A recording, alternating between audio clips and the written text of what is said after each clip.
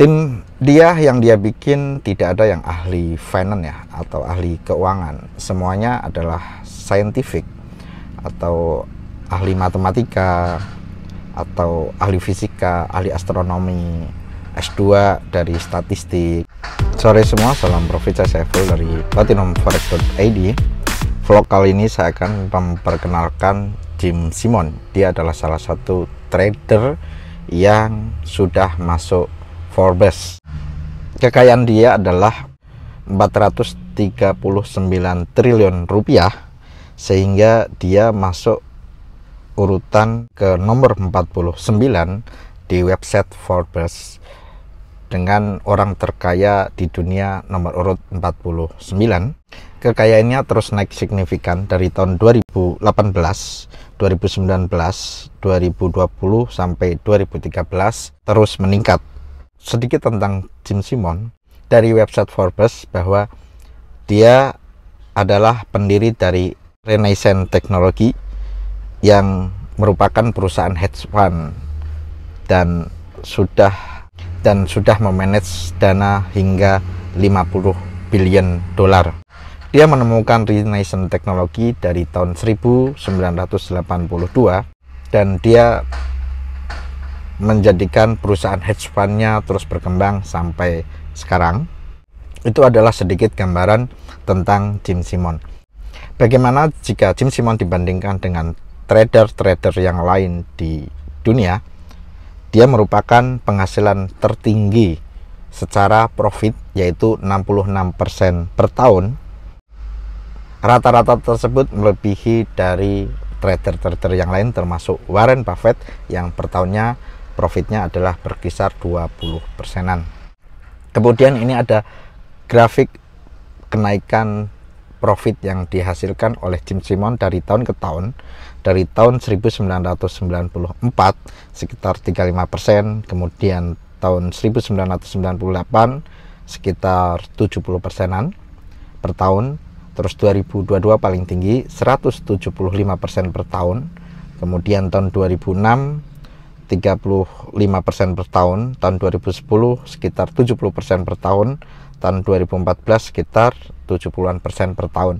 Ini gambaran average dari perusahaan hedge fund milik Jim Simon yang di rata-rata per tahunnya adalah sekitar 72% average gross ya. Bagaimana rahasia strategi Jim Simon sehingga dia bisa mencapai profit sebesar itu? Oke, mari kita bedah. And I did that. No models for the first 2 years. So what were you doing then? You were just using cunning and just like normal people do. Like normal people do. And I brought in a couple of people to work with me, and we were extremely successful. I think it was just plain good luck, but nonetheless, we were very successful. But I could see that this was a very gut-wrenching business. You know, you come in one morning, you think you're a genius, the markets are for you. We were trading currencies and commodities and financial instruments and so on, not stocks, but those kinds of things. And then the next morning you come and you feel like a jerk, the market's against you. It was very gut-wrenching. And in looking at the patterns of prices, I could see that there was something we could study here, that there were maybe some ways to predict prices mathematically or statistically. And I started working on that and then brought in some other people, and gradually we built models, and the models got better and better, and finally the models replaced the fundamental stuff. So it took a while. Rekaman Jim Simon tersebut saya sadur dari channel YouTube Number Pill 2. Jadi dia bercerita bahwa 2 tahun pertama tidak ada hasil apa-apa ya. 2 tahun pertama dia mengembangkan model. Kemudian dia hanya trading mata uang atau forex, kemudian komoditi, terus financial instrument, dan bukan saham ya. Jadi dia tidak mentradingkan saham. Terus dalam perjuangannya dia merekrut orang juga yang ahli matematika, sehingga meskipun 2 tahun pertamanya gagal, tapi dia terus mengembangkan sehingga dia menemukan teknik yang bisa menggantikan analisa fundamental. Jadi semua pola atau model yang dipakai semuanya menggantikan analisa fundamental. Jadi trading dia pure technical analysis. Oke, mari kita lanjut videonya lagi. The general, there's something called the efficient market theory, which says that there's nothing in the data, let's say price data, which will indicate anything about the future, because the price is sort of always right. The price is always right in some sense. But that's just not true. So there are anomalies in the data, even in the price history data. For one thing, commodities especially used to trend, not dramatically trend, but trend. So if you could get the trend right, you'd bet on the trend, and you'd make money more often than you wouldn't, whether it was going down or going up. That was an anomaly in the data, but gradually we found more and more and more and more anomalies. None of them is so overwhelming that you're going to clean up on a particular anomaly, because if they were, other people would have seen them. So they have to be subtle things. And you put together a collection of these subtle anomalies, and you begin to get something that will predict pretty well. Jadi pendapat dia bahwa ketika ada yang bilang harga itu tidak bisa memprediksi market ke depan, bagi dia itu tidak benar. Jadi ini sedikit dia membagi rahasia bahwa market selalu mengikuti tren. Market selalu mengikuti tren. Dan setiap tren itu selalu ada anomali. Dan kuncinya adalah bagaimana menemukan anomali-anomali di dalam tren yang anomali tersebut akan menghasilkan profit. Bagi Jim Simon bahwa anomali dalam tren itu adalah kunci menemukan analisa yang bisa menghasilkan profit di dalam modeling, di dalam pola yang Jim Simon buat. Oke, kita lanjut ke video selanjutnya. Predictive might be predictive, and you test it out in the computer, and maybe it isn't, maybe it isn't. You test it out on long-term historical data and price data and other things, and then you add to the system this if it works, and if it doesn't, you throw it out. So there aren't elaborate equations, at least not for the prediction part. But the prediction part is not the only part. You have to know what your costs are when you trade. You're going to move the market when you trade. Now, the average person will buy 200 shares of something, and he's not going to move the market at all because it's too small. But if you want to buy 200,000 shares, you're going to push the price. How much are you going to push the price? How are you going to, are you going to push it so far that you can't make any money because you've distorted things so much? So you have to understand costs.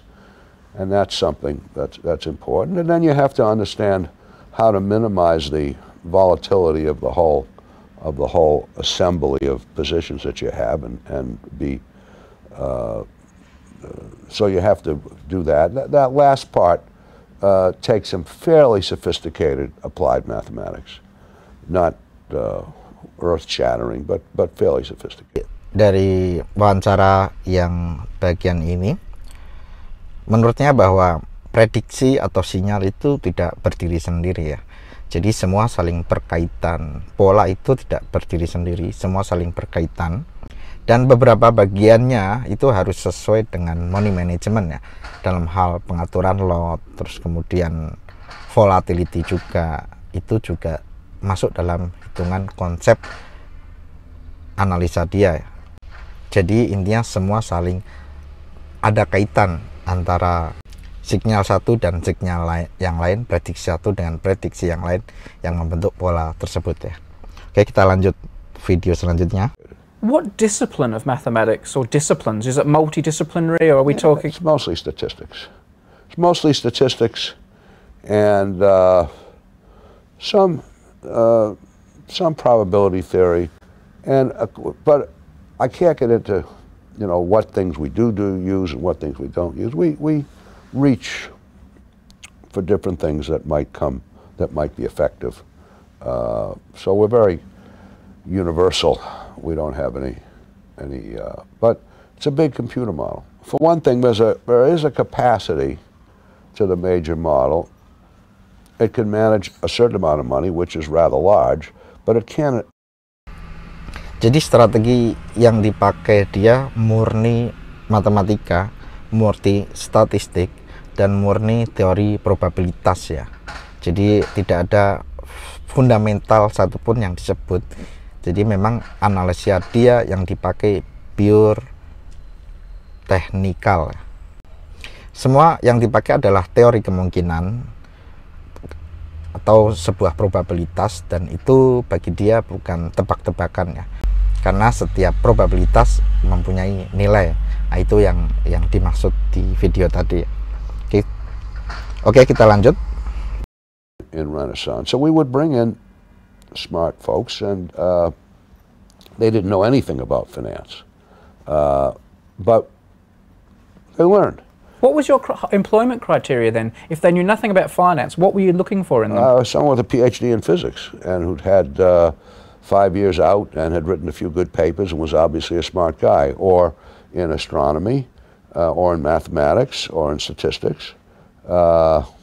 Someone who had done science and done it well, and was interested in, applying his mind, or her mind, although it was mostly his, to, modeling markets and making money. But it's a very good spirit. Now, I've been 6 years away from the company, so I'm not running it anymore.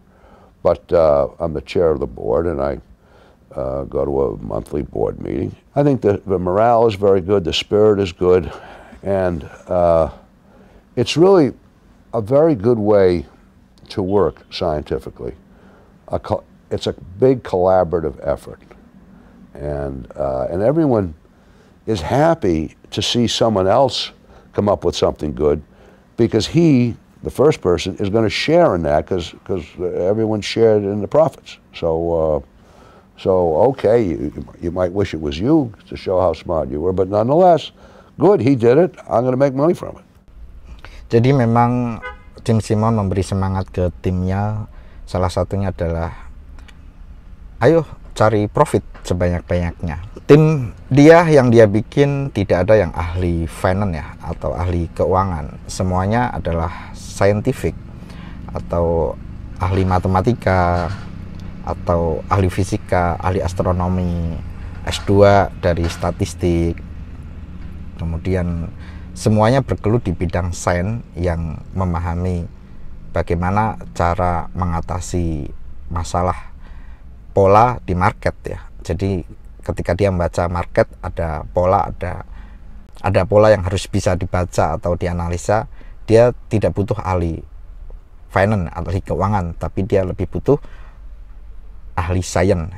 Yang pasti dengan memecahkan masalah untuk analisa market dan mendapatkan profit, itu salah satu motivasi terbesar bagi timnya Jim Simon.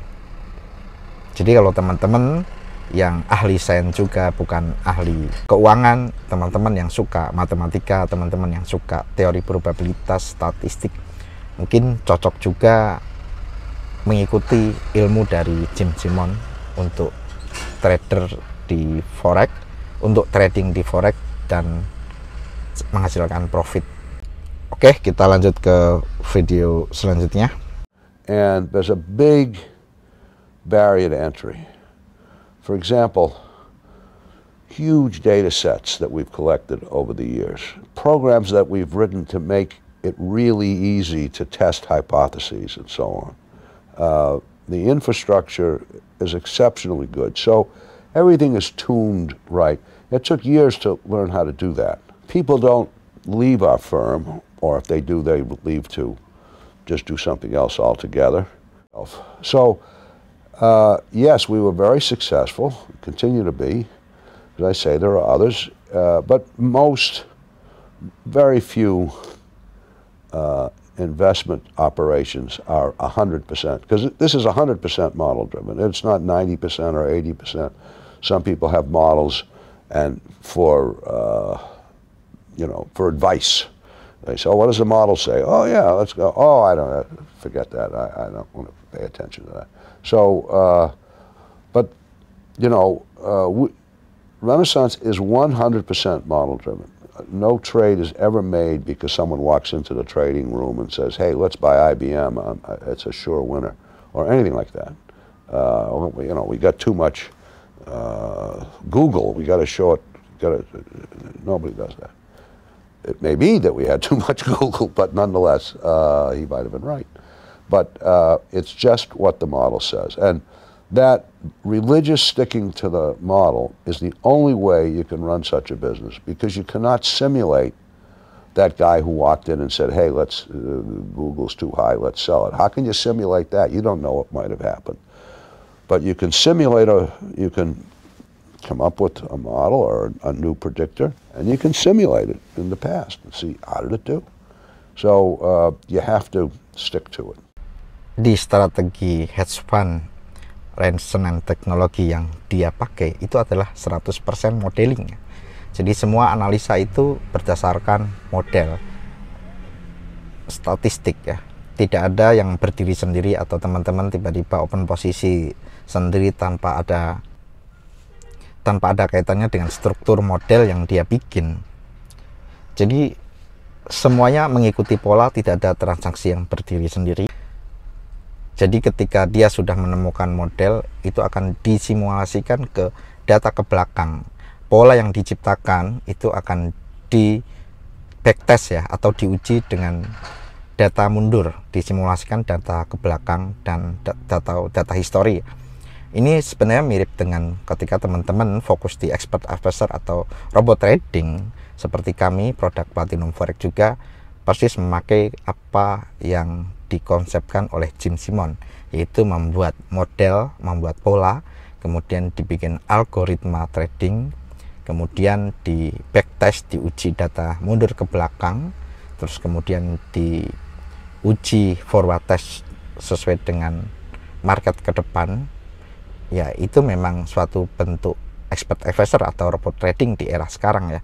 Jadi kalau teman-teman tidak suka analisa fundamental atau teman-teman yang suka analisa teknikal dan ikuti apa kata Jim Simon, baiknya teman-teman sudah mempraktekannya dalam bentuk expert advisor atau EA atau robot trading yang dibuat algoritma, kemudian disimulasikan atau di backtest ke data ke belakang, dan itu sudah kita lakukan di produk-produk kita, atau memang itu yang kita develop ya, itu yang kita kerjakan. Platinum Forex juga mengerjakan persis seperti apa yang dilakukan oleh Jim Simon. Bahkan kami juga terus mengembangkan pola-pola, dan setiap pola terbentuk, setiap algoritma model trading terbentuk, akhirnya kita bikin satu produk EA, terus kemudian nambah lagi satu produk EA lagi.